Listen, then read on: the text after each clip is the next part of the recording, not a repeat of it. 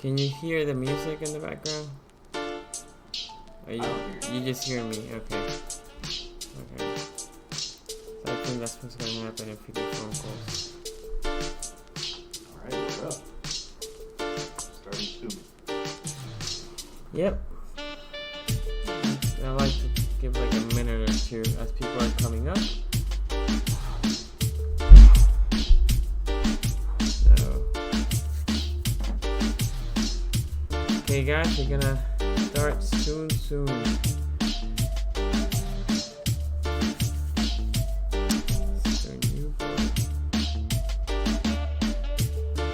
What up, Jeffrey? Thanks for joining the stream. This is NFPodcast today. It's a show full of topics today. I do want you guys, as we're starting to roll here, to tell us audio-wise how we're gonna be doing. If you can hear us good, you know how it is. All that good stuff. Let us know. Yo, I'm here. So let me see here. Jeffrey, what up, man?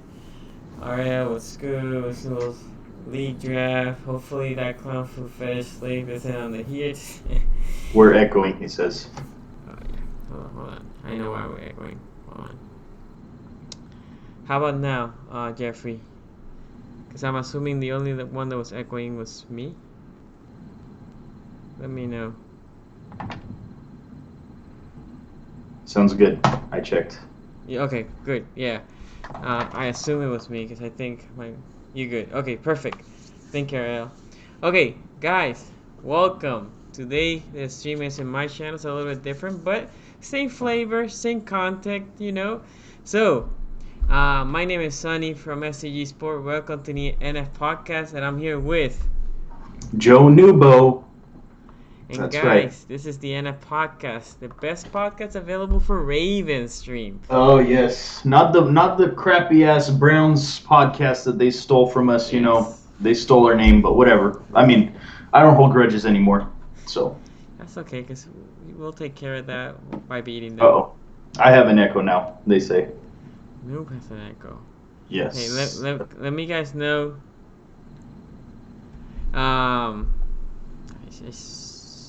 Yeah. If Noob keeps having an echo, please let me know. I lowered the other dB, so hopefully there's no more echo on the Noob side. Anyway, I see Besto join. Andrew, Alex, Jeffrey. Thank you guys for joining the live stream. So, let's talk football, because we now are in the, we are in the start of the year, right? We're in the end game now, like the Avengers say. We're in the end game. Guys, football, you guys realize there is an NFL football game tomorrow. You guys realize that, right? That is insane. It is the Hall of Fame game, whatever, but it's NFL football, man. That's absolutely insane. And, of course, Ravens football will be back next Thursday, which I think everybody is excited for. So, dude, I'm stoked. I'm excited. I can't wait for football just to start completely. But let's talk about a couple of topics, right? So, you want to start with Lamar's comparisons that you saw? Oh, boy. Oh my God. Well, guys, there is just so much to talk about today, and we don't have that much time, but we will try to cover as much as we possibly can. There's, of course, training camp has been going on. Sunny has actually been to training camp for 3 days, right, Sunny? I was there for 2 days. 2 days, okay. Back-to-back days, but yeah. So he's going to have a lot to say about that. I have some thoughts about what I've been seeing like on Twitter and stuff. But something that I just literally saw right now, posted by Pro Football Talk, who is supposed to be like this real legit whatever football Twitter, I guess, because they're verified. So I think everybody saw today the video of Earl Thomas picking off Lamar Jackson, right? So what did we as Ravens fans see? We saw, okay, Lamar was throwing to Willie Snead. He has faith in Willie Snead. It was kind of a close throw, but it's a throw you make. I don't think there's anything wrong with the throw he made or the read he made. And then Earl Thomas just happened to make a better play. I mean, why did we sign Earl Thomas if he's not going to be that guy? If he's not going to be amazing? If he's not going to make these amazing quick interceptions, these plays? And then you just see people saying, "Oh, and pro football talk." Getting back to that, they said they said Lamar Jackson or Kyle Bowler. So for a play that our defense made and someone that is the best safety in football right now, provided that he comes back healthy and everything, has been the best safety in football, for him to pick off Lamar, I think it's good because we need iron sharpens iron, right? That's what the saying is. So I think it was good. I love to see that. I was like, yes, defense is making plays. Awesome. The thing with that, man, is that if Lamar looks like crap, like he makes a bad throw, the whole NFL, every fan of every team is like, Lamar Jackson, he's the running back. He can't throw. He is trash. He stinks, as Barry McCockiner said earlier today as well. There's just so much unnecessary hate Lamar is getting, man, and it's frustrating me, man. And I try not to let it get to me because it's just like I try to embrace it. I've been trying to embrace the Lamar is a running back memes. I've been saying that Lamar is better than Saquon. So you just got to embrace it, man. But it's absolutely ridiculous the type of hate he gets, I think. So I completely agree. For me, I was watching Lamar. I watched Lamar for 2 days, and what I saw from Lamar's side, Lamar has been great. His ball was coming pretty, and it's coming in a tight spiral. What I look in that video, to be honest, is Earl looked like he read Lamar. So the only problem that I can see with that play is if Lamar was staring down Willie Snead from the snap to the throw. But if that didn't happen, you know what? What is the problem? Earl read the play well. He broke to the play. He made an interception, and he had the pick six. Let's be honest. I think we all can agree that our defense is better than our offense, right? Yeah, I think of course. that's a legitimate argument.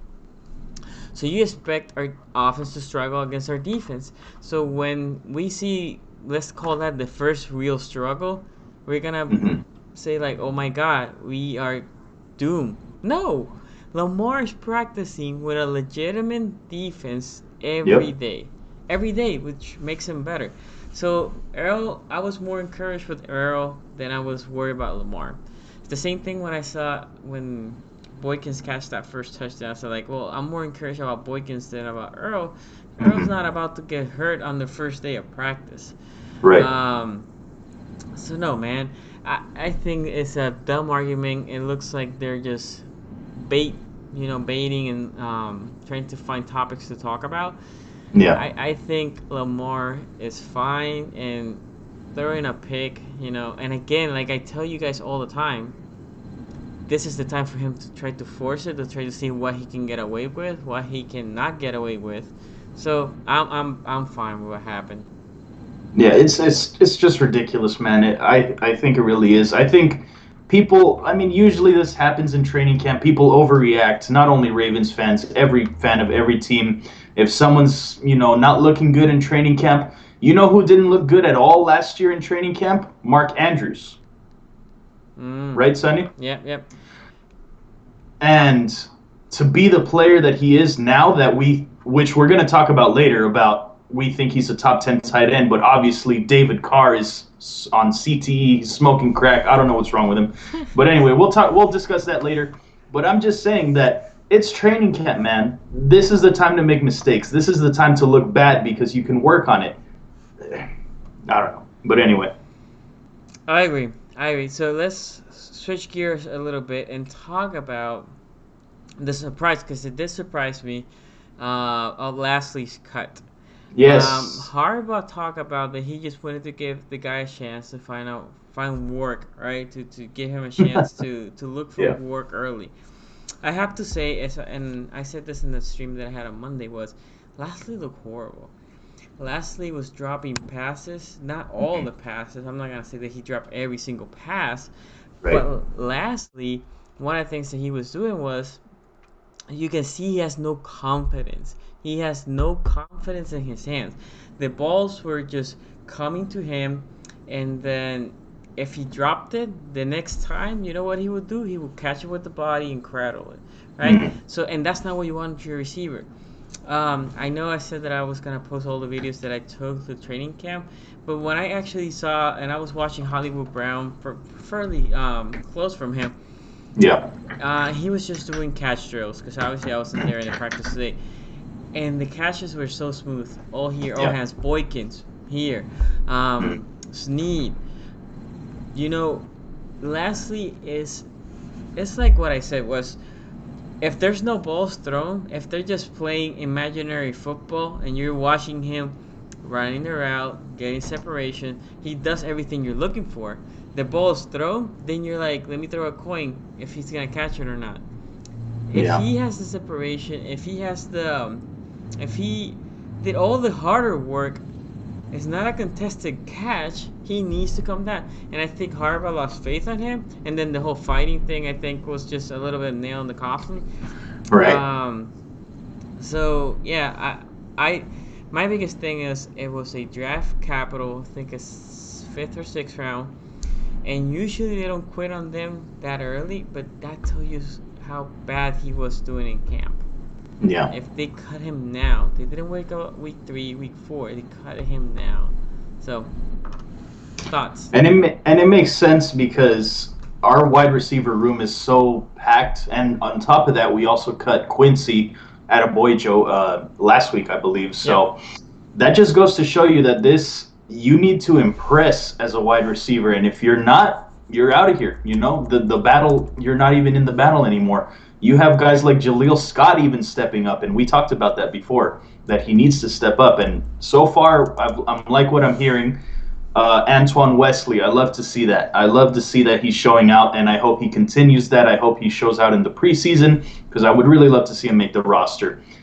How about we talk about Chris Moore? Because shout out to Chibs. Chris Moore has, from what I've heard, I don't know. You can tell me, Sonny, because you've probably seen it firsthand. But he has not been looking that good, from what I'm hearing. In fact, Seth Roberts has been outplaying him. Is that correct, Sonny? For sure. Chris Moore for me was very underwhelming on both practices that I was there. Seth Roberts, actually, I was very happy with what I saw from Seth Roberts. Seth Roberts was battling Marlon Humphreys. They actually have Marlon Humphreys and Seth Roberts for most of the practice on the stadium one and the next day that I went there. Seth Roberts was battering. I actually am very encouraged what I saw from Seth Roberts. Chris Moore, he wasn't catching it cleanly. It's funny because, with all the speed that Chris Moore has, separation, you think it will be a Yeah. big thing. It wasn't. He wasn't doing, for being the veteran receiver, right? He's in his 4th year. Snead is in his, I think Snead is going to his 6th. So Snead, him, and Floyd. Those are the 3 veterans. Floyd actually looked decent, but in my opinion, better than Moore. Like, if you tell me, like, who would you keep right now from what I saw, I would have keep Floyd over Moore. Interesting. Moore right now, like if you tell me, okay, tally how the receivers look, Boykins Yeah. was the best one. By far, both days he looked amazing.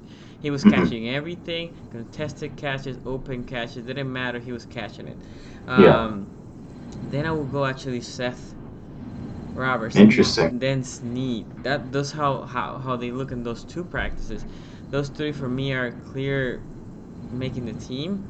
And then you can go to the next tier, which will be Jaleel Scott making Mhm. plays. He looked good, not great, in my opinion. I think against the 2s he was looking very good. The snaps that he got against the 1s he wasn't there. But what I liked was progression. I saw a big jump from last year to this year, which I didn't see it from last week. So Jaleel Scott, Wesley looked sharp as well. So Mhm. those will be actually my top 5, unless I'm forgetting about somebody. No, not that I remember right now. But those What 4, about Joe Horn? Did he do anything? Joe Horn was doing anything. Ghost. Yeah. I mean, I was watching him because there's a lot of hype with Horn. He Yeah. wasn't doing anything that you're like, oh my god, we need to keep him. Same thing for Smith. Hmm. I know the Ravens put that catch, one-handed catch. That Right. might have been the only thing he did. After that, Yeah. I mean, he could have left the practice for I remember. He didn't do anything. Wow. I'm not even talking about even simple catches. And that was the other guy, number 14. I always mess up. I call him Monster, but it's not Monster. His name is similar to that. His last name, Oh, Modster. Mobster. Yes. So Yeah, he I mean, he was he's not making the decent on team. the punt, Yeah. but as a Okay. receiver, he has a lot to desire. I know people are going crazy because I feel like I feel like ET said like you're not making the team. Let me clogger you as you're coming into the middle. I Right. mean, Right.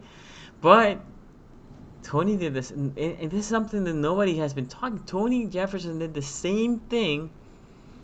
Boykins on the Mm. open practice. Boykin had a catch like a dragger, like a 7 yarder, Yeah. and Tony just like took him down. Mm. And you know what Boykins didn't do? He Mm. didn't drop the damn ball. That's good So I'm loving what I'm seeing from Boykins. from Boykin. Oh yeah, for sure. I mean, I'm definitely glad, very glad to hear it because I wasn't really. I mean, I know it's still only training camp, and like we said, we can't really get too hype off players, or we can't just make that many judgments until we actually see them play, which is why I'm so excited that preseason is coming up. But I'm glad to hear that Boykin has been looking as good as he has. I hope he can continue doing that because if we can actually have a legitimate, big-bodied, catches everything receiver in Miles Boykin, top that off with Hollywood Brown, who we're going to talk about later, coming back today. That I like to see that. I like to imagine that. Plus, if you have Jaleel Scott that can be a red zone threat if he continues to develop, Antoine Wesley, who's also a very good receiver, and on top of that, Willie Snead, Seth Roberts. This could be a pretty decent receiving core, I think. I agree, Joe. Somebody said something that there was a comparison that I threw out on Monday. Okay. Boykins reminded me so much of Q and Bolden. Mm. Yeah. I mean, I thought I was watching Q again. Well. It's just he plays big. Well, he looks big. He Yeah. plays big. He knows how to use his body. Um, and he could be a guy. And guys, and the biggest thing is right now everybody's hyping him up, and I'm as well because I saw him. And there's people that are good on practice, not as good as in the game, and vice versa. There are people that are just crappy in practice and they're good in the gameplay. Yeah. But I can only say for what I've seen so far, dude has everything that you want on a receiver. He was actually playing fast. Remember what I kept telling you, like, oh, on tape, I don't feel like Boykins plays as fast as his time on the Right. 40 was. But when I saw this dude, he was actually playing fast. Very Right. encouraging all around what I saw from Boykins. Yeah, and shout out to Marcus, man. He says, imagine if we had Boykins and Harry.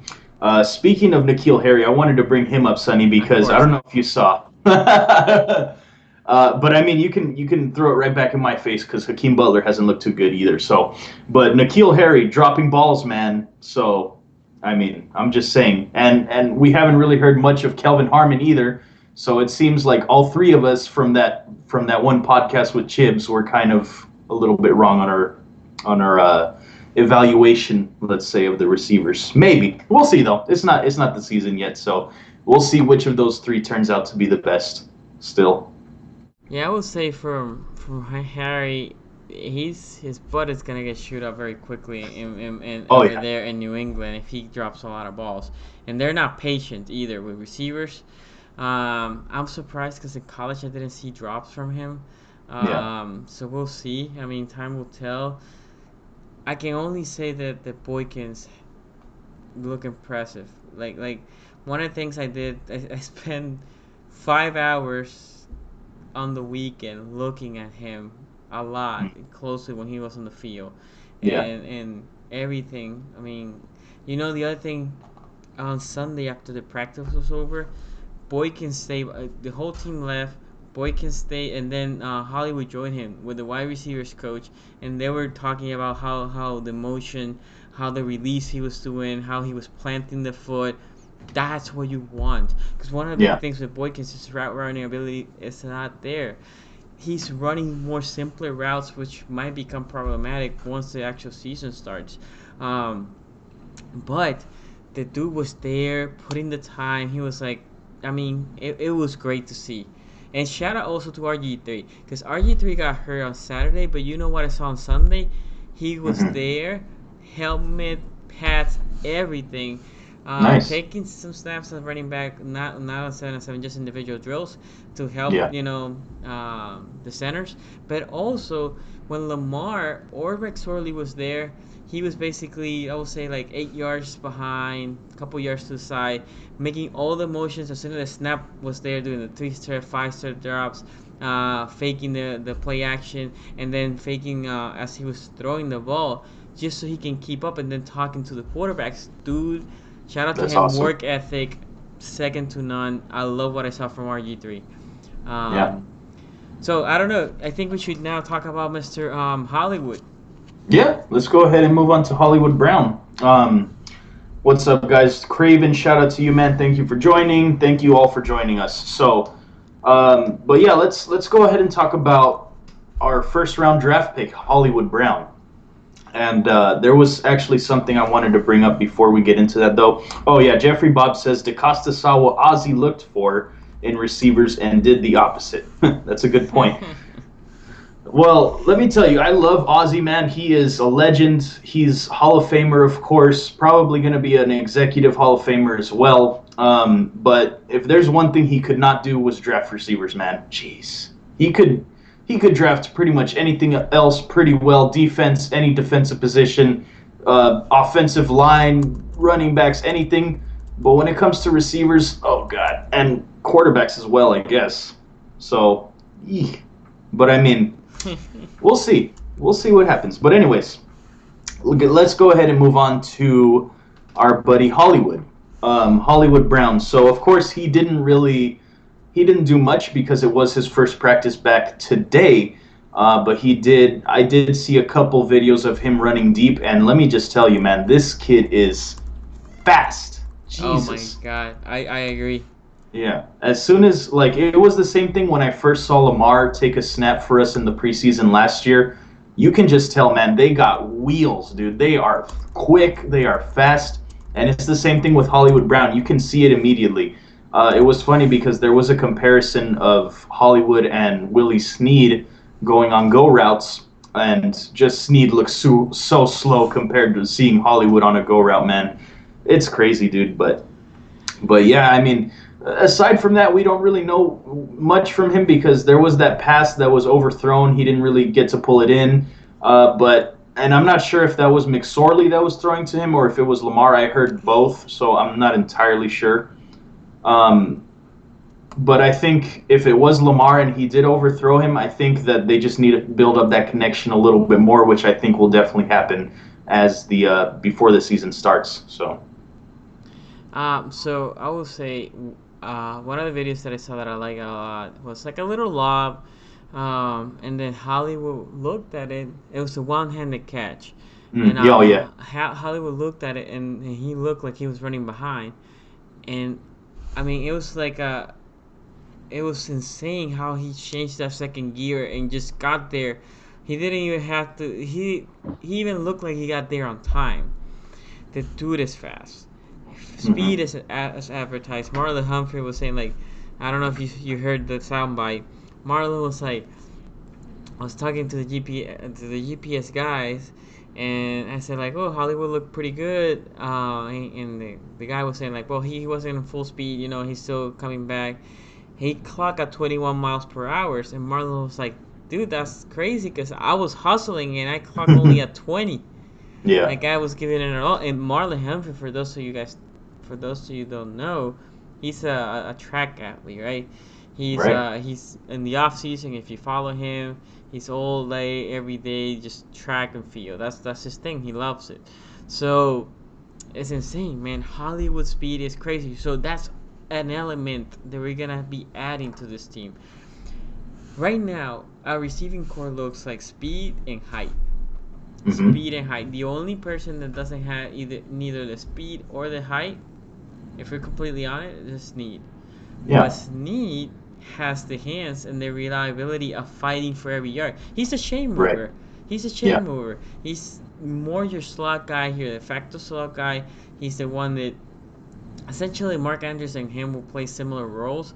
One is a tight end and the other one's a receiver, but he is your chain mover. So I'm loving what I'm seeing. I was so excited over the weekend. I was like, dude, this team has so much potential. And like I said, Lamar with passing wise was looking really good. And the passes on the deep passes, which again they're also looking really good. There was not a connection. 9 out of 10, those passes were just driving out of bounds, which is essentially what you want. Because if he's gonna overthrow, you don't want that overthrow to stay in the field. You want it to just go sail out of bounds. Yeah. Absolutely. Yeah, I mean, it's going to be interesting to see, especially in the preseason, man. The one position I'm definitely going to be watching out for is the receiver position because I definitely want to see Scott. I want to see Wesley. I just want to see all the guys and see them out there competing, man. And hopefully they can really impress. That's what I'm hoping for.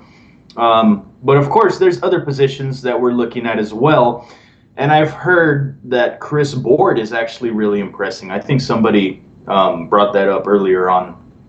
But Yeah, Chris Bohr. I look at Chris Bohr. He looked good. He mhm, looked solid. I actually was disappointed on my boy Kenny Kenny, Young. yeah, Yeah, he wasn't looking as good. Like I said really, to you guys, I keep it 100. Kenny Young is one of my favorites. I've been just shouting his name for a good portion of last year. right. And I will say when I was in the camp, I was disappointed at him, and I was pretty impressed when I saw from Board.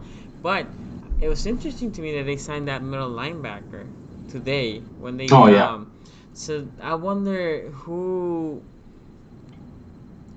where is this guy gonna play. I actually saw Alaka make a couple of good plays when I was there. hmm. Well, So I think because it's Grigsby, I believe is his name. I think he's more of a special teamer from what I was reading earlier on. So okay. I don't know if that's just a special team signing.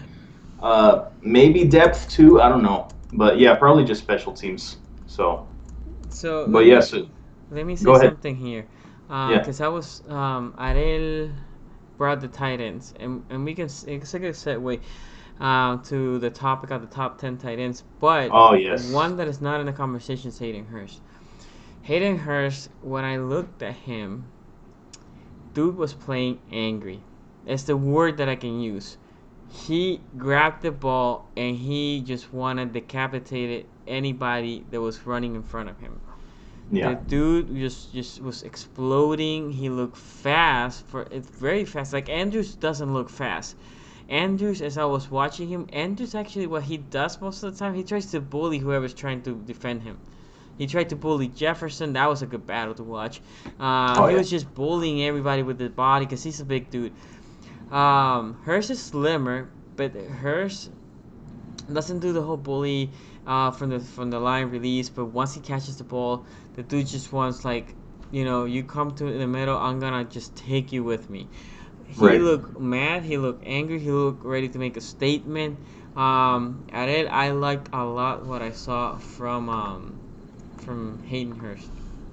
Well, I'm glad to hear that. I'm glad that he's out there really working hard, man, working hard to get out there because he was a first round draft pick. So you're hoping that this his second year, he's already going to be 26. He probably is already 26. So he's coming into a season that is he needs to show out, man. Now is the time because when you're older and you get drafted, you're not really you don't have much time to wait for them, right? So I'm hoping that he can continue working hard, man, and I'm glad to hear that he is looking good. So, but yeah, let's why don't we go ahead and move on to our buddy David Carr, Yep. who made a list of top 10 NFL tight ends for the 2019 NFL season. And we're just going to go down the list here. And there's some that I agree with, but I mean, you're gonna see. If you haven't seen this, just wait. Just I you might just want put to the take a link. seat. I just put the link Oh, below in okay. There case you you go. guys wanted to follow or any of you guys wanted to follow.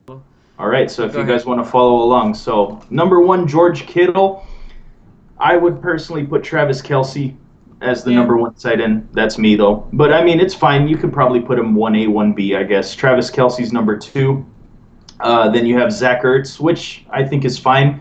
I think those three are pretty much the de facto top tight ends in the league, right? I think everybody agrees with that. And then you have Eric Ebron. Okay, I guess he did have a pretty good season last year with Yeah. Andrew Luck. So, I mean, I guess it's fine. I don't know if I would put him at number 4, but whatever. Kyle Rudolph, number 5. Honestly, I think Kyle Rudolph is underrated. I mean, overrated. I'm sorry. I think he's very overrated. I don't think he should be top 5 in this list, but that's just me.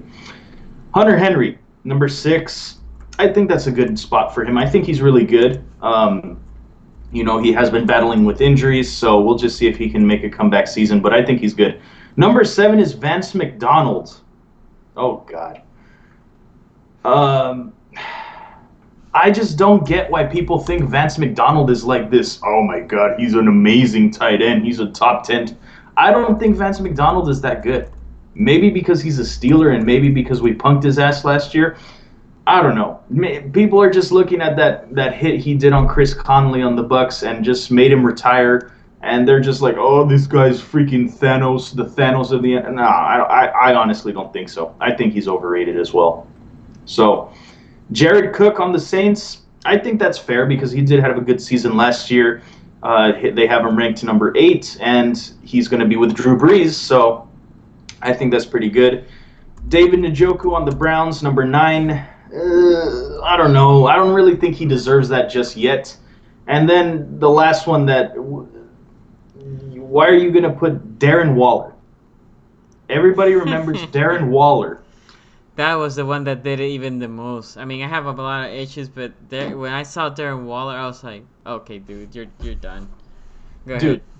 Darren Waller. Yes, that Darren Waller, guys. If you remember the Darren Waller, the former Raven, the 6th round pick from I don't even know how long ago, that Darren Waller is a top 10 tight end in the NFL, according to David Carr, over Mark Andrews.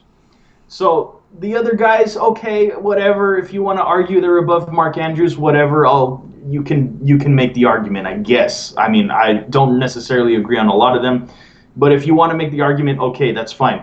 But putting Darren Waller over Mark Andrews as a top 10 tight end, what is this guy doing, man? And I understand your brother is Derek Carr. They're the Raiders, there's hype from Darren Waller that he's looked good or whatever, that he's going to be good, and he's supposed to be Derek Carr's number 1 tight end, I guess.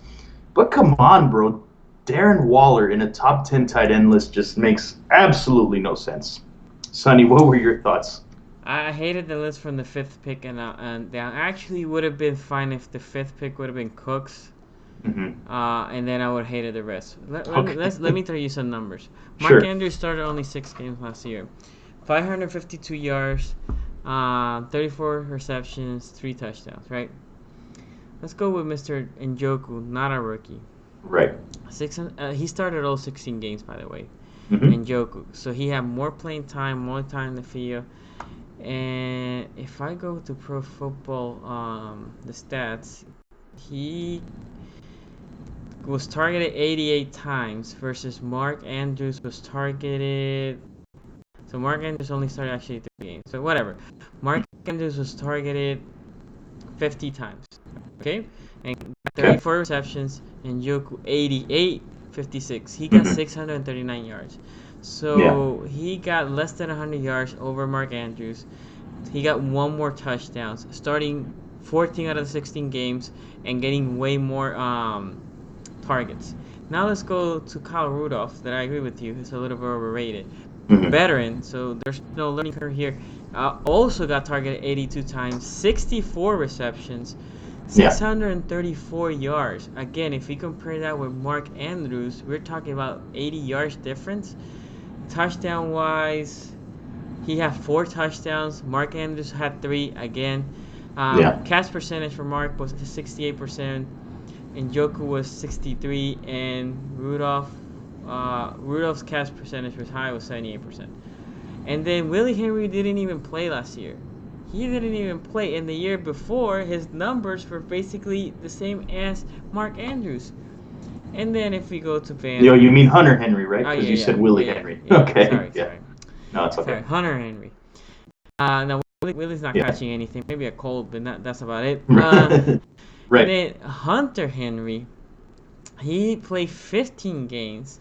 He Yeah. catch 50 balls. His completion percentage was 69. 610 yards. Again, less than 100 yards for Mark. We're talking about 60 yards. 4 touchdowns. Mark had 3. All those guys started at least 10 more games than Mark Andrews, and they essentially had the same yardage, the same touchdown receptions. And Mark Andrews is not even mentioned. Yeah. And he did this as a rookie. As a Right. rookie that changed quarterbacks. As a rookie that our offense was basically running, right? A lot in the second half and the second Yeah. portion, which actually was the time that he excelled as well. And there's no mention. There's Yeah. literally no mention. I saw this article on Monday and I was like, what the F? Yeah. I was like, no mention? And you're going to put Waller? Yeah. And again, I have a problem with Njoku. I can see the Cook argument. I actually would have put Cook's higher. But I had Hunter Henry should even be in the list. Prove me you can stay healthy, and then we'll talk. And again, his numbers are in par with what our guy Andrews did. Vince Yeah. McDonald is an up and down guy. Kyle Rudolph, up and down guy. Njoku, up and down guy. And Darren Waller has not proven anything. This dude even here says, as he just has 18 career catches in 22 games. That's what Yep. Waller has had in his career. But he saw that he looked good in OTA, so Right. let's tell him. Yeah, he's top 10. Top 10 Yeah. immediately. Yeah. I was And it's funny. disgusted. It's funny because that now that you brought up that, just it's a thing that the Ravens don't get respect, man. Have you? I mean, I know that like the NFL Top 100 is complete garbage. Nobody cares. It does not matter. Whatever. You just don't listen to it. But I found it interesting that Eric Weddle had. I think we can all agree on this. He did not have as good of a year as he did the year prior with us, Eric Weddle. I agree. Yeah, his last year, he didn't even have a single interception, and I think the year before he had like 6. He led the team. And you know what? He didn't even make the NFL Top 100. And then what happens? Oh, he gets picked up by the Rams. Guess what? Let's put him on the NFL Top 100. Really? Okay. And same thing with CJ Mosley. He was like 95 or something when he was on with us, and now that he's signed with the Jets, he's top 60, top 70. I forgot what number he is, but I just don't get it, man. I mean, I get it because the media just does not want to give us love for whatever reason. They never do. But it's like, what's up with that, man? What's up with it? It makes no sense at all. It really does not make any sense at all to me. Yeah, man. Dude, I'm floored. I'm usually not shocked by a lot of things, but this list just got me speechless. Like I said, I was more on the what is happening here, what is I was like, Carr, are you in something, brother? I know you got a lot of sacks. You're probably the most sacked quarterback. Is your brain functioning correctly? Cause you telling me Darren Waller? I mean, I still have arguments with the other ones, but if you at least want to put Mark Andrews there in 10th and say, well, he was a rookie, let's see what he does in the new offense, blah blah blah, and Fair. the other guys have veterans, and the numbers are essentially the same. Okay, I can dispute that, but Darren Waller has no numbers. He literally has no numbers. Right. So 178 yards, I think, is what he has. That's ridiculous. What are you doing? What are you doing? I feel like what he's trying to do is get before the season starts, he's just making a hot take that Darren Waller's going to be a top 10 tight end. But come on, bro. I know it's your brother's team. You could have just said that in the description. Like, honestly, I'm just saying Darren Waller's going to be a top 10 tight end because I want to make a hot take for my brother's team. So, and it's just like this everywhere, man. And someone mentioned, I think, that they were talking about the top defense and they didn't even mention us. I'm not surprised by that at all. I'm really not. I'm with the way it's been going, man.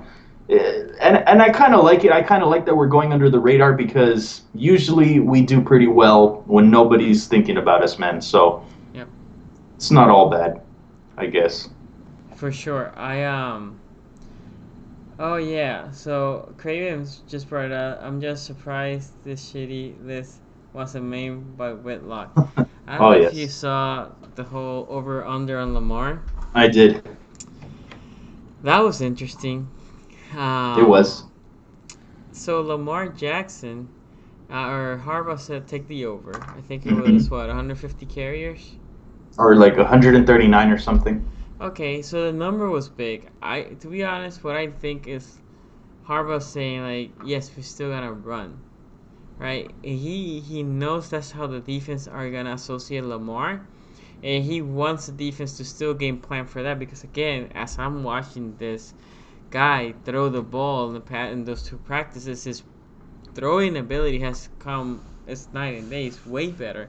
Yeah. So he wants to keep easy completions as we keep talking. The last year he couldn't hit the easy completions. So I think Harbaugh just alluded as to, tell everybody that, yeah, we're going to keep running, which I think we are. I do think the numbers it's a lot. It's a lot of carries. I'm not expecting Lamar. I expect Lamar maybe to run, I don't know, 7 times per game, right? Hmm. Does that sound Okay. fair? Um, Yeah. so that would be my number. But he's saying take the over. I think we're still gonna be running the ball out with Lamar. But Whitlock was hating, and then the whole thing comes back like, oh, you have a running back as a quarterback, blah blah blah. You know what? At the end of the day, guys, all I care is my W. You want to call him a Exactly. running back? Call him a running back. That's fine. I don't care. You want to call him a running back? Call him a running back. Dude, I can tell you has made leaps on the throwing side, and I think he's coming ready. And you know Yeah. what? That motivates him. That Right. motivates him.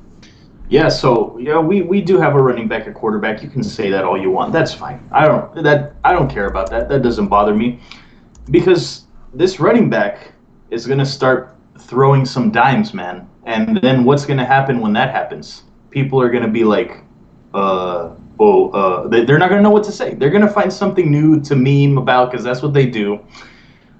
But the thing with Whitlock, so I do agree that I mean, of course, he's an idiot. Everybody knows that, but I think he kind of does that on purpose on sometimes. But anyway, but there were some points that I think he kind of not. I didn't necessarily agree with them, but I did kind of. There were some that kind of made some sense. In that John Harbaugh is looking to win. Of course, he's looking to win because that's what every head coach should be doing. So if he sees that, you know what, we have the best chance to win if this kid can run the ball because he's dynamic with his legs, then we're going to do that. If that's what it takes to win, then we're going to do that. But if it takes to win that we need to throw, then we're going to do that as well. It's not like John Harbaugh is just going to make him run. He's going to be making him throw. And I mean, of course, we have Greg Roman as the new OC and everything. So it's all about the W's, man. And guess what? Lamar Jackson is a winner. And I think that's what he's going to show a lot of people this season. And it may not be the prettiest. He may have a game that he doesn't even throw for 200 yards, and people are going to talk their trash. But guess what? It does not matter because if we win, that's all that matters, baby. Exactly. Wins. So let me So address some of the comments here. Carlos yeah, says we finally have a playmakers on offense. Us Ravens should embrace this, for we never really had that before. I completely agree. Um, Craven was talking about Lamar being doubted before, and I completely agree. And he has excelled.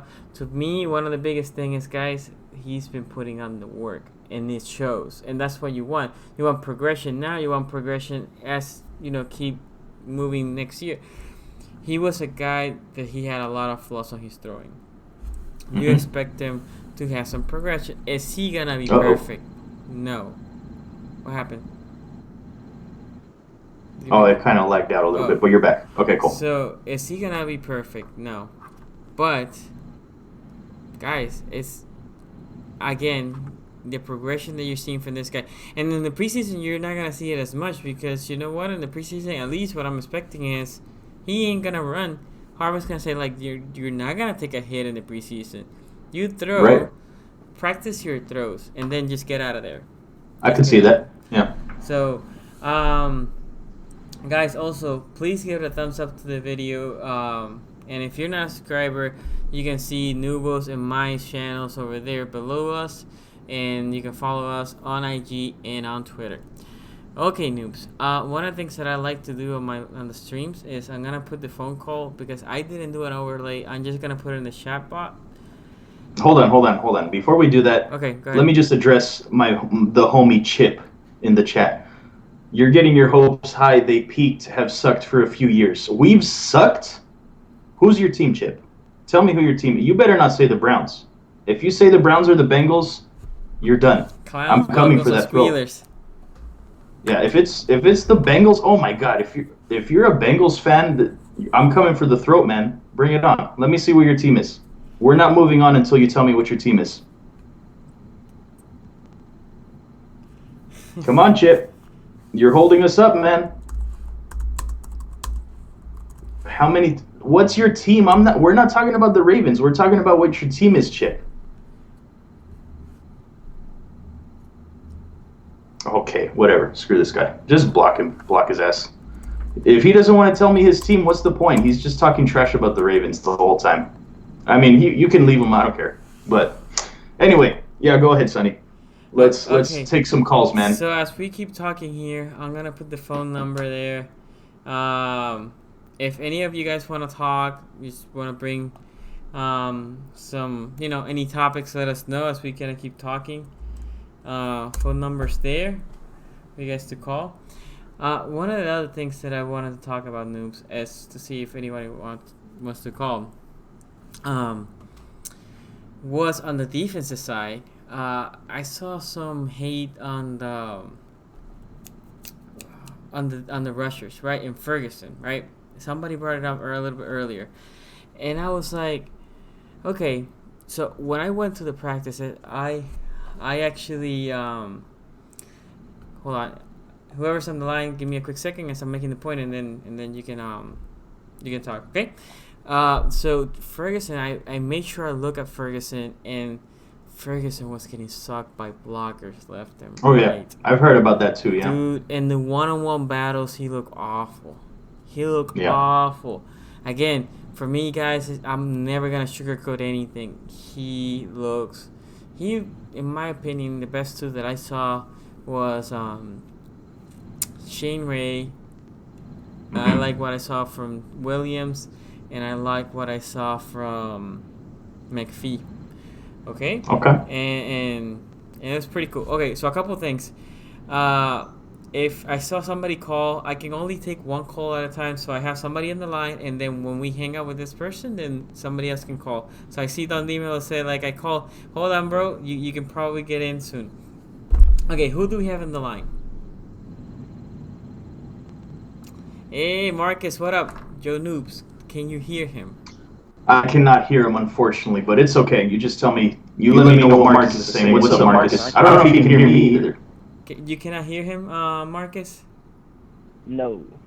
Okay, so I'm gonna also be a translation person for you too, because he cannot hear you. You cannot hear him. That's great. This is something I need to work, guys. This is our first time doing guests and callers, right? Usually it's just me. So, but anyway, Marcus, you can talk. Anything that you have heard from camp, anything you're excited from camp, just throw all the details, and then I'll relay the message to Noobs, and then we'll go from there. All right. So before I get into anything, I just want to tell Joe he's got to chill out sometimes, man. You can't just be getting mad at everybody like that. People are just gonna say stupid stuff, and you're just letting them get the best of you. That's what they want. But besides that, man, no, I've heard pretty much the same thing. Obviously, I get most of my Ravens news from you, Engraven, Nubo, Craven. I follow all of you guys. Thank Coach. You. Yeah, not a problem. But I'm hearing pretty much Shane Ray really showed up at as far as the pass rushers go. Jalen Ferguson didn't really look as advertised, and my whole thing is like people kind of underrate how much fresh legs matter in pass rushing situations. A lot of times, guys leave Baltimore from being pass rushers. Zadarius Smith, for example, I'm not gonna like you said, you don't sugarcoat anything. I'm not gonna sugarcoat anything. Zadarius Smith was trash for 3 years.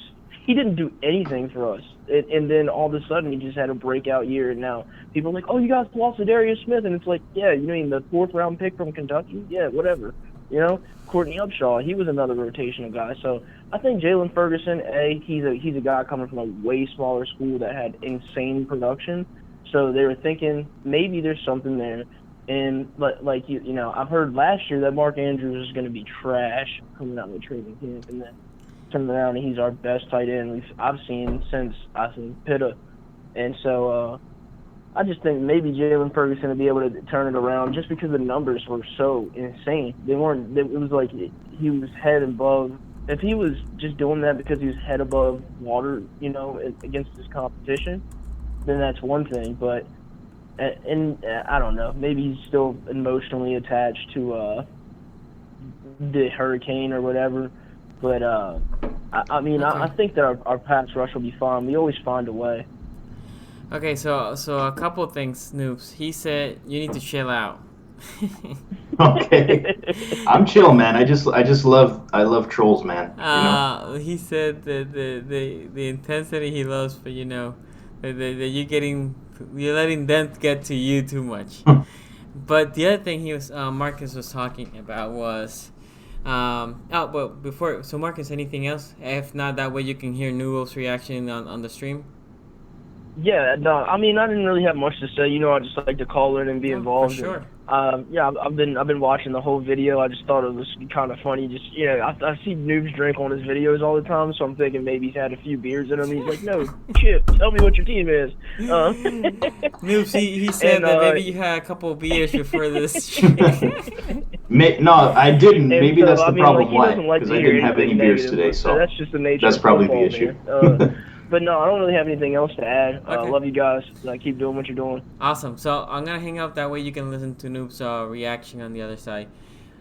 So Noob, and one of the things that you can do is maybe on the stream, just when they're talking, you can put the volume in. I know you're getting a delay. That way you don't lose anything what I'm going to translate. But one of the things he was bringing was our pass rush. He's not as concerned because fresh legs, which I agree with him, are very important in the pass rush. And he thinks as we have more of a, group pass rush, he thinks that, having people rotating in and out will still get us, the pass rush ability. And he talked about Ferguson that, there's hope there. He was a high production guy from a smaller school. And then he said something about the Hurricane and then he was over there, doing the thing that maybe still mindset is not necessarily in football. But anyway, your reaction about concern, not concern on the pass rushing side. Ferguson. You know what? I'm honestly not that surprised. But before we get into that, let me say sorry, Chip, if I was a little too intense for you. I didn't mean to scare you. Honestly, I didn't even dial it up that much. So if that scared you, I'm sorry, man. So anyway, this wasn't Chips. This was Marcus. No. I know. I'm talking to Chip in the chat, our buddy that doesn't want to tell us his team. But yeah, so didn't mean if I was a little intense there. I didn't think I was, but I mean that just goes to show you. So anyway, yeah, the thing with Ferguson, man, is honestly I'm not that surprised. I know a lot of people when we drafted him in the 3rd, they were excited, and I mean I am excited still as well for Ferguson to develop and stuff. But I didn't expect him to come out swinging, man. I honestly did not. A lot of people were thinking he's going to be Suggs' replacement because he broke Suggs' sack record in college, which is all fine and dandy. He has the numbers to back it up, which is cool. But if you actually watched him play, which we did like a full-length analysis on pass rushers before the draft a while back, and Ferguson was one of the players that we did a deep dive on. When you watched him play, yes, he has the numbers because he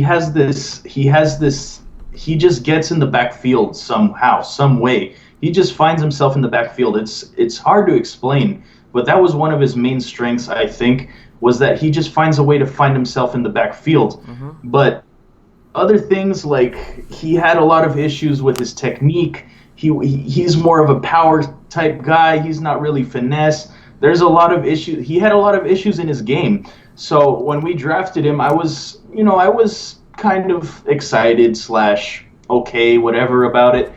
But I did not expect him to come out his first year and become a beast. I honestly did not. So I mean, it just goes to show that if he can continue to work hard, hopefully he'll get up there, get that Raven mentality, like I've been saying, that he needs that Raven mentality, play like a Raven. If he can look good in the preseason, maybe he'll get some playing time during the season. But honestly, I think it's going to be kind of like a Tyus Bowser / Tim Williams situation where they just don't really get much playing time in the first couple years. And maybe in the third year, that's when he'll start getting more playing time.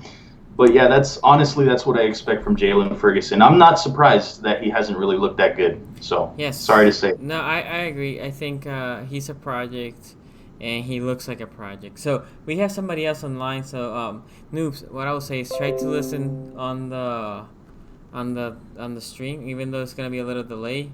But yeah. you might be able to catch most of the conversation instead of me translating it to you. So, okay, go ahead. Who do we have on the line? Yo, it's Sudden Death. Sudden Death. What up, man? So mute the stream now, since that way we don't get your feedback. And yeah. So what is your thoughts? Training camp, of the things we have been talking about. Yeah, I mean, I think that training camp, there's been a lot of promising players. Like we talked about Boykin earlier. We talked about Hollywood a little bit, even though he hasn't really had too much of a training camp yet. But I know you went, and I wanted to ask about our backup quarterback situation. I saw somebody just put this in the chat about Trace McSorley. I know RG3 is going to be out for a couple weeks for the foreseeable future, but how is Trace and how is his throwing ability, in comparison, side by side with Lamar? Okay. So Trey McSorley, Son, do you have any other questions? If not, that way you can listen through the stream. That way you can also listen to Nubo, because you cannot hear Nubo from here. Yeah, I mean, that was my only question. So okay. I'll leave you guys be out. Yeah. Perfect. Sorry, not trying to cut you short, but if you want to listen to him, then I still haven't been able to mix the audio. So I appreciate the call. Thank you. So Noob, if you didn't catch that, he was asking about Trey McSorley. So right. I watched Trey McSorley a lot, another guy that I was very interested in. And then it's funny because I was able to watch him Saturday and Sunday in two different scenarios. On Sunday, he was playing against second and third teams. And then on Saturday, he was basically third string teams only. Against the third string, he looks fairly good. I'm not saying he's killing it. I'm just saying he looks fairly good. When he goes against the second teams, it's a big drop. For him, he struggles. He looks like he cannot be in the field with second teams. He's not ready to be a quarterback in this league. He's not. Also, I was shocked. I mean, I was surprised. I'm not gonna lie. I was 2 feet from Hollywood, and I was like, dude, you're tiny. But we kind of knew that. Trey McSorley looks tiny as well. Trey, for me, remember the whole Tyson Hill and all that good stuff? He's not ready to be Tyson Hill. Well, Tyson Hill wasn't even ready as a rookie to be Tyson Hill. He needs to bulk up. And he needs to clean against the second teams. Basically, half of the time, I feel like there was a batted ball. Against the third teams, that wasn't happening as much. Now, he was trying to be as much of a pocket passer as possible, so he wasn't running. He does have legs, but he is not ready, guys. He's definitely not ready. What is your thoughts on Trey McSorley? I mean, I'm not surprised, honestly. I didn't expect him to be really... When we drafted him, I thought that we were drafting him more because he's an athlete rather than... I know he's a quarterback and everything, and, people are hoping that maybe potentially he can take the backup quarterback role. But I think it goes to show you the faith that the Ravens staff has in him when we did sign Joe Callahan, right? So I think it's clear he's not ready to go out there. He's not as an explosive of an athlete as Lamar is, of course. So, his throwing deficiencies aren't worth putting out on the field. Just same thing with Lamar. He has throwing issues, but Trace doesn't have that speed, that breakneck speed that Lamar does, and he's not as dynamic of a runner. So there's just different things. I think the idea is to have him on the field for some trick plays style, like kind of like we've always talked about it, that he's going to be the Taysom Hill to our offense. Yep. That's more what I expect him to be, rather than, I don't really see him as a quarterback. And I know it's good. I'm glad that he's working on it, and I'm glad that he's struggling, because he's just going to get better. Yeah, as long as he continues to struggle against our defense, it's going to be better for him, because he's going to be facing some worse defenses in the NFL if he does have to get playing time, which I think we're all crossing our fingers he doesn't, and we don't really expect him to. So, nope. Yeah, that's how I feel about Trace. Yeah, I would say with the whole trade thing also, he's just, in my book, he's not even ready to be Tyson right now. He's just just Tyson Hill's big. Chase McSorley looks like he's gonna get killed there. Now, if you ask me as a quarterback who he looks like, he looks similar to the name escaped right now. The guy that went to Buffalo after us. Man, the quarterback. We drafted him from Virginia Tech. Dude, I can't believe it. Tyrod Taylor. Taylor. He looks similar to Taylor.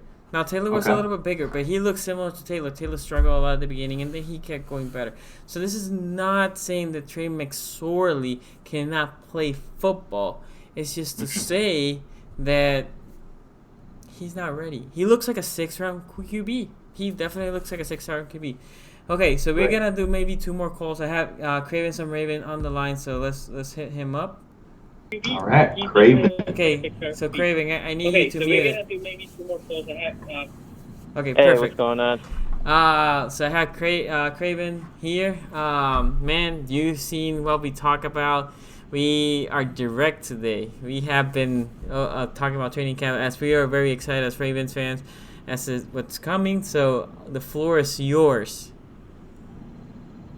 I just had a question. So I was, watching all the coverage, of course, because I'm addicted to football and I have to have some sort of, even just practice. I just need it in my veins, And Brian Billick was at the facility talking with John Harbaugh and one of the other NFL reporters, and they're saying, hey, you're going to see an offense that's completely different than anybody else. And John Harbaugh's confirming it. And then you hear some other national media member types talking about how our offense is going to be extremely different this year. And I just wanted to know from you, since you were actually at the practice, what did you see, and was it any different? Was there crazy formations? Did it look exotic in any sort of way? So formations wise, I don't know if you catch anything there, noobs. I did. I was listening. Okay, perfect. Craven, so I'm gonna let you go. That way you can listen to Nuba, because right now you can't listen to him. Okay. Yeah, cool. Okay, thanks. Cool. Thanks for calling. Thanks. And I'm sorry, guys, that I am calling you after one question. Is that way you can listen to Nuba. If not, then you have to turn it on. There's gonna be feedback. So I do apologize that I'm basically one question and calling you. I promise next time. One question and get out. I know. I'm sorry, but I promise the next time, hopefully, I can give something to mix the audio. So I appreciate the call. Okay. Thanks, man. Thanks for having me on. So one of the things he was asking was if I saw any exotic things. There was a lot of misdirection. Mm-hmm. There was a lot of people, which I was expecting. People coming through jet sweep. So Lamar, for a moment, was doing a play action. Lamar actually got a couple of snaps under center, which that was surprising for me. Play action, jet sweep on the other side, and then Lamar looking for progression. So there was a play that I saw that was it Moore? I think it was Moore that was coming in the jet sweep. They fake it to him. Before that, they fake it to Ingram. So the defense started collapsing a little more, our defense. And then forgot the corner that went with Moore, right? And then when they saw Lamar had the ball, Board, which one thing that I hated from Board was Boyd turned his back completely to the play. And he was basically scrambling, look who to cover. Lamar didn't see anybody, but you know what he saw was an open field, and he wasn't running as much in the practice. But in that one, he got a big chunk. There was a lot of misdirection. I wouldn't say there wasn't any here's to the running back and the running back's gonna throw. There was more like figure out how to do misdirection. They're running plays. They're pulling guards. They're pulling everybody. If they can pull Lamar to block, they will do it. It looked a little different. I wouldn't say that it looked like, oh my god, this is just the edge newest thing. You had never seen this before. But what it does seem like is it's an offense that will keep you honest and keep you on your heels. I see. So I don't know, you noobs. I know you weren't in practice, but expectations of what you expect from this offense. Yeah, I mean, I know that Harbaugh said that this is going to be like something we've never seen before, which I could see happening because, I mean, I don't think they're gonna show everything in practice. So I think that they were just kind of, it was a very, it's a very like a simplified version of what we're gonna actually be doing, I think. But I think that whatever you guys saw, like Sonny, you were at the practice. I'm sure that's a lot of what we're gonna be doing. I expect a lot of RPOs. I expect a lot of misdirection, play action, just everything that we can possibly do to keep the defense on their heels because you need to, man, when you have as dynamic of a quarterback as we do. So I think I do expect, I don't know if it's going to be like something we've never seen before because it's like, I mean, what are you going to do? Just run every play? No, like, come on. So it's going to be exciting, don't get me wrong, but I don't know. I mean, I kind of get what Harbaugh's saying because it's going to be interesting because not many people are doing what we do, that we just pound the ball, we run the ball. We're going to have Mark Ingram, we're going to have Gus Edwards, we're going to have that power running game. On top of that, we're going to have some speedy running backs. You have Lamar Jackson as well, who's so fast. We're going to have so much speed on this offense. We're going to have a lot of power. It's going to be something fun to watch, that's for sure. And I don't remember the last time I was excited to watch a Ravens offense as I am for this one. That's for sure. I know. Sutton, I have a phone call, but remind me to talk about Justin Hills because I do have thoughts. So who do we have in the line? And then could you turn down the stream? Andrew. Okay. Yeah. Awesome, man. Can you mute the stream because I can hear the feedback? Okay. Andrew. Okay, yeah. Awesome, man. Hold on. We need to mute it. Okay. Andrew, can you hear me? Yeah. Do you mute it? Yeah. I cannot. Okay. Yeah. Perfect. Okay, cool. Okay, so we have Andrew here. So you've been listening to everything we have been talking. Thoughts, concerns. What are you thinking? Yeah, I just wanted to talk about the wide receiver situation. Okay. This is like Ravens have always done it like wide receiver by committee, and I've always thought that okay, that's all well and good, but this has probably got to be the most exciting wide receiver by committee group that they've had in years. And then, also my take on it is I don't really think the Ravens can afford to put Scott or Wesley on the practice squad or cut them because I think somebody might snag them up. Yeah, I mean, and let's be honest. So, Noops, he was talking about that the Ravens cannot afford putting Wesley on the practice squad. Yeah. This is, I mean, like I said earlier, a lot of players perform well in practice. Sometimes they don't perform well on the field. So that's Right. going to determine that, right? So if Wesley comes and keeps showing what he's been showing on the game, on the preseason, no doubt. And I don't think the Ravens want to put him in the practice squad. The other thing is true as well.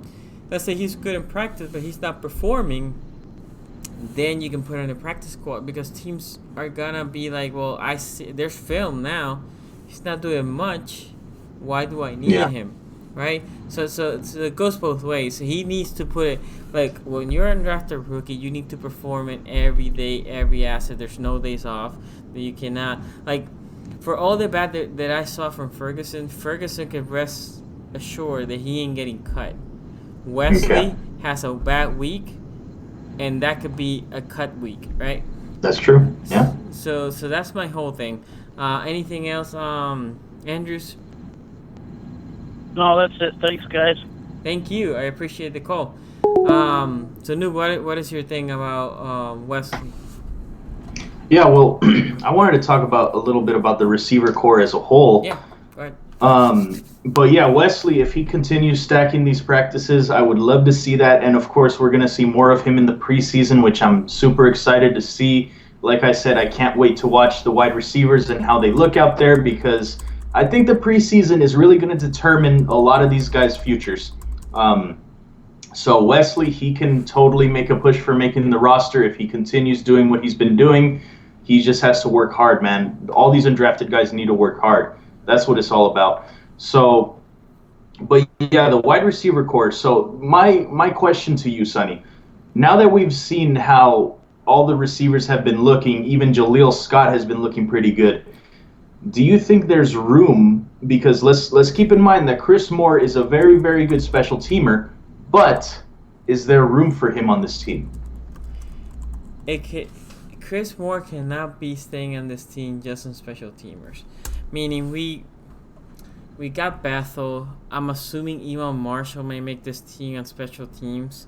I will say Imam Marshall, for all the hate that I have pushed to him, not that he looked good, but he looked like he was working. And that, I mean, okay. I appreciate, again, 5th round rookie.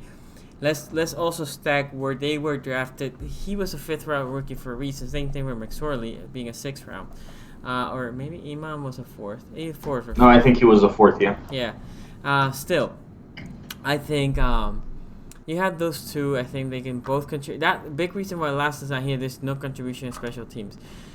The big thing is also will determine his injuries. At this point, I don't think, again, more you can justify if he's going to be in the team just because of special teams. I think this team is well coached and they can play well on special teams, and they have other guys that can potentially step up. That should not be an excuse. He was a de facto, as me and you talk, number 1 receiver coming, or number 2 receiver coming into camp, and he quickly dropped, and that's without Hollywood practicing. Yeah, that's true. That's pretty. Yeah, it's pretty upsetting for him for sure.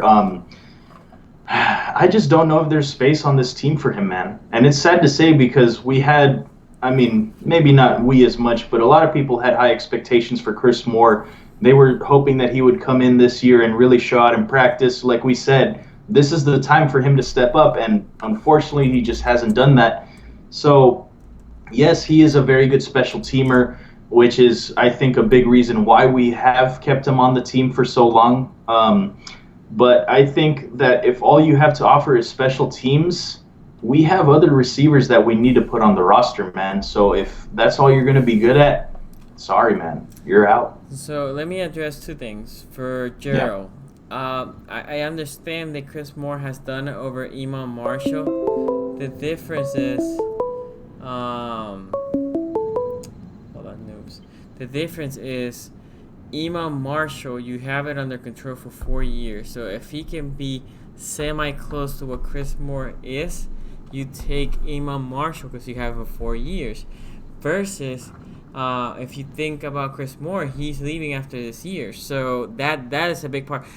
One of the things that I think I told you this a while back, noobs, was if Moore doesn't overperform, and a rookie is performing similar, you cut Moore because you don't have it under your control. Remember, I kept saying like Moore has to play hard because you have to be better than that rookie, because you have no leverage. We cannot keep you after this year. So, and right now I don't see it. Second, sudden death asked me about Justin Sale. Justin Sale was a guy that I was very high as coming to camp, and didn't see anything much for him. Meaning he wasn't making people miss. He wasn't elusive. He fumbled once. The very few carries. I think he fumbled the time that he went in the second team. He was basically buried with the third teamers. Yeah. First teamers, basically Ingram, some Gus. I think Dixon maybe had taken like a snap or two. Second teamer was mainly Gus and Dixon, and then third teamer was some Dixon, mostly Justice Hill. And then, dude, he fumbled. He wasn't looking elusive. He wasn't looking what I was expecting. Like Ingram was looking smooth. I mean, so smooth. Very, very, very good. Dixon was looking good, and Gus Edwards was looking like last year. That's good. So, again, a guy that I was high on, I wasn't happy with what I saw. Now, again, this is just 2 practices. We'll see what happens Thursday, because Justice Hill will get a bulk of carries on Thursdays. Right. So that's the time for him to shine. But, yeah, for what I saw in practice, and you see that there's not a lot of mention on his side. So, yeah. Yeah. So with Justice Hill, I was kind of expecting him to be more of like, it's going to take him a little bit while to heat up, I think. I just don't know why. I always had that feeling with him. So I think it's fine if he's kind of struggling in the beginning because, again, you're going up against a really tough defense. So it's fine if he struggles. And, again, like you said, we're going to see how he looks in the preseason.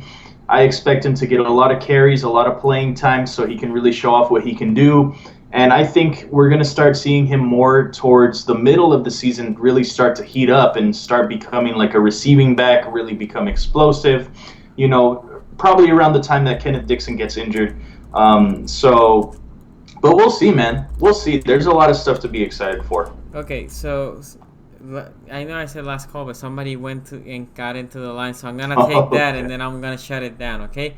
So who do we have here in the line? Hey, man, it's Anthony from What's the B Word, man. How you doing? Good, man. Don't forget to mute the stream so we don't get feedback. I walked outside. I'm cool. Okay, so this is Anthony for What the B Word. So Noobs, are you listening to the stream, right? Yeah. Okay. Sorry. So, man, you heard everything we've been talking. Any thoughts, any concern, or anything that we have forgotten that you want to ask? So. Yeah, so I caught the tail end of the live stream because I was at the gym, and I just wanted to know how you and Joe. Matter of fact, what's up, Joe? I love your work, Joe. I love both y'all work, and I wanted to know how y'all feel about the center position battle. Skura and the left guard and the center position, pretty much the O-line. Since everybody talking so much about the running game and all that, we got to make sure that our line is all the way intact and ready. Okay. I'm not really worried about the other guys, but really just the left guard and the center position, especially the center position. So Noobs, I don't know if you catch all that questioning. He gave you. I didn't catch the whole thing, but yeah, I heard it. But okay. Shout out to you, man. Thank you. Anything else? What's the B word? No, that's about it. It's just last year, Skura did okay, but it kind of make you cringe a little bit when you see how he get pushed around from time to time. Mm-hmm. And I just, that's everybody's worried about everything else, but that's really one of my main concerns of this season coming in. Okay, so I'm gonna let you go so you can listen through the live stream that way, because right now Nua said a couple of things and you probably didn't hear him. So I'm gonna let you work so that way you can listen to both of our answers. Okay, thank you for calling us. Yes, sir. Yeah, thank you for calling. Thank you for being a subscriber. And we both of us appreciate the kind thoughts on our work. Yes, sir. Okay, Noob. So basically, what he was asking was O-line. He specifically went to the center position, but also O-line overall. Right. I'm gonna start saying how what I saw, and then you can grab from there. There was no competition in center. Skura was running first teams. He was running first team. There were no other person running as first team at all. Both of them was running second teams. Both of them looked good on playing center, to be honest. Left guard, both of my practice was Powers, although Illuminor looks like he took first team reps today. Powers looked good for the most part. I saw one time that Henry beat Powers and rushed inside. Stanley was looking great. McPhee was trying to work Stanley. Stanley looked very good. Good feet, good movement. Yanda on Saturday looked solid. He wasn't there on Sunday. Who took that snap? I forgot who took the snaps on right guard. And then the right tackle was your boy, Noobs. Hurst was taking right tackles on Saturday and Sunday. And to be honest, he was holding his own. Zeus, for me, he was playing against the second teams. And so Hurst was playing against mostly Judon. And for the most part, I'm not going to say always, for the most part, he contained Judon. If I go to Zeus was playing against Shane Ray a lot. Shane Ray, he was having some difficulties with Shane Ray. And my biggest thing with Zeus was playing tall. He didn't look like he wanted to bend. And I'm not saying the dude is lazy. He looked lazy. Meaning, as soon as the snap was up, if you look at Stanley was in his stance. He was moving, technique perfect. Zeus looked like he was ready to just be too high. And then Shane Ray a couple of times looked like he wanted to bend over. And Zeus recovered well, but he had to overly recover because he wasn't bending enough. And what Ray did a spin move and went to the other side. It was able to get to the pass or to the quarterback. So I'm not sure if OBJ's in the doghouse. I'm not sure if it is the Hurst as of right now has overperformed over him. I prefer OBJ in the right tackle and have Hurst as your backup utility guy, a guy that can play guard or tackle. But yeah, I think even though I'm not the biggest fan, I think Skura is the center and he's gonna be the center no matter what. So anyway, that was my spiel. Noobs, take it. Yeah, shout out to you guys, man. You're making me laugh with some of these chats. But yeah, so I did see today, I think it was today, that the starting O-line was, of course, Stanley. Then you had Powers at left guard, which is pretty surprising, but I'm happy about that. Skura, then you had Yanda, and then you had Zeus in the starting role. He was playing with the ones today. So I think that just goes to show that the fact that he wasn't really with the ones at the beginning was more so like, oh, you didn't pass your physical, you didn't pass your conditioning test, so we're going to kind of, just knock you down a notch, make you earn your spot again. So I think it's fine. I get that maybe he doesn't want to really just give it his all in practice. Maybe that's why he wasn't looking like you were hoping, Sonny. That's maybe what I think his mindset was. I'm not sure. And especially since he was on the second team, maybe he's like, I'm not going to, risk myself getting hurt on the second team in practice, right? So I think maybe that was a lot of it. But I'm actually happy that that's what the starting offensive line was today. If Powers has actually been looking that good, that he's been with the ones, then I'm super excited about that. I hope that he can continue to look as good as he has. And, I would love if he could start week 1. I don't think it's going to happen, knowing Harbaugh's track record, but we'll see, man. If Powers can continue stacking in practices, looks good in the preseason, then, hey, man, screw it. Let's throw him out there. Why not? So one of the things is Powers actually, I read an article that said the Powers went to the second team today, and your boy Illuminor was taking some reps to the first team. I'm not super happy with that, to be honest. I would prefer Powers there, unless Illuminor is that much better. It looks like Harbaugh likes Illuminor for some reason. But the reality is, guys, our week 1 preseason match, even though it's gonna be very few snaps, we're going against a legit D-line, and they're gonna be proven. Both. Well, not both. That's all true. of them. All of them are gonna be proven. So, that's where we're gonna see if Skura is the right fit. If how Boseman is playing, because he's gonna get reps as a center. We're gonna see Powers as a left guard. We're gonna see Illuminor as a left guard. That's the time for Powers to make his name. So I think our O-line is very solid. Obviously, the left guard position is right now up in the air.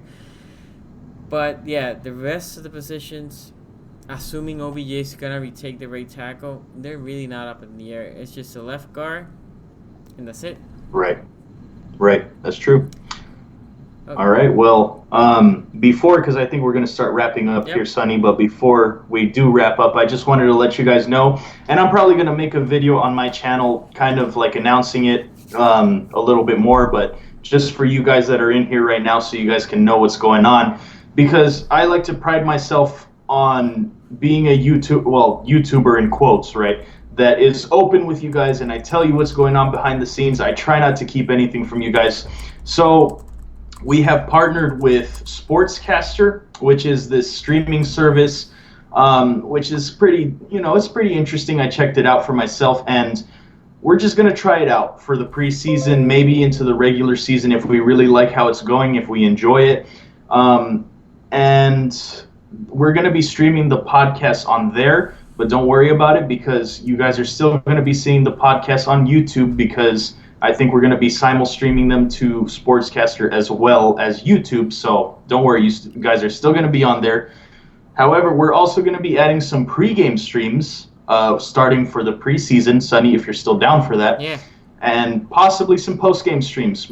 It's probably mostly the post-game streams are going to be just me. Mm-hmm. But we are going to be doing pregame streams, and those pregame streams are going to be only on Sportscaster, guys. So I'll give you guys all the information when I do end up making the video. But yeah, just let you guys know that big things are happening, man. And hopefully we end up liking how this partnership works. If not, you guys already know I'm going to let you know what's up. I'm not going to continue with them. So you already know. Yeah, guys. So our hope for me and Noobs is we're going to try to every game preseason. Like Noob said, we're going to try them out. But if not on YouTube, we're going to do pregame. We're trying to push NFPodcast to have a pregame show throughout the season. I was telling Nubo that I'm going to go to a couple games. For the games that I'm going to be there, I'm just going to hit you guys up from the stadium. I'm going to connect with Nubo. Probably not going to be for the hour, but I'm going to connect to Nubo. I'm going to give you guys some shots, how the stadium looks, what I'm hearing from the fans and all that. We are trying to bring you guys more content. As Nubo always said, that's the dead season, as Nubo likes to call it. It's passing by. As you see today's podcast, we had a bunch of stuff, and we probably could talk about more stuff. But next week on Thursday, expect an hour before the game for us to connect and on their website and do a pregame show. We both in our social media, we're gonna shout out where the website is, where we're gonna be streaming. We're gonna throw the links, and we want feedback from you guys, right? We do want feedback from you guys, and any ideas you guys have, please give it to us. But yeah, right now our thoughts are like every game, an hour before the game, we're gonna start streaming pregame. Yep. And then of course I will be doing a post-game stream, but I'll probably be doing simulcast on YouTube and Sportscaster, so you guys don't have to worry about missing that. So, but yeah, that's the plan for now, guys. I'm excited. I know Sonny's excited for the season to start. Oh yeah. Preseason's just a week away, man. It's crazy. The Hall of Fame game is tomorrow. That's insane to me, dude. That's absolutely insane. So, but yeah, guys, we made it, man. So, thank you guys for joining, man. Yeah, really. So appreciate everybody that has been joining the stream. We were in like 40-something people that connected. If you haven't subscribed, please go subscribe for both of our channels. If you don't follow us on IG, follow us. A lot of you guys hit me up, more than Twitter actually, and through IG to direct messages. I always answer any question you guys have on Twitter. All the information is there below us. I think we have one spot available in the or in the fantasy football. I know somebody, like, the first comment was like, "Oh, can I join?" Whoever sends me the message first to fill the league, that's the person that's gonna be it. If for some reason 2-3 more people, I think we can expand to 12. But guys, we do appreciate you joining us tonight. It was great. It was a great conversation for the callers. Awesome. Thank you for calling. Noobs, anything else? No, thank you guys so much for joining. And if there is some interest in another fantasy league, maybe, Sonny and I can start up another one, because I already have one going on, and I know I have the one with Sonny as well. but I know that there's some interest there. So I mean, I'd be down to start another one if you are, Sonny. So Yeah. We can talk about it. Like I said, guys, just hit us, either of us up, Yeah. and then we'll make sure we can check if we need to open another league. Yep, for sure. And the draft, I'm probably gonna do mine after week 3 of the preseason. I think that's usually when I do them. So Yeah. but yeah, I'm waiting to fill it up so that way we can decide as a group. But as of right now, yeah, week 3 or week 4 of the preseason, that's what we're looking for. yep. There you go. Well, guys, thank you for joining us, and peace out. Peace out, guys.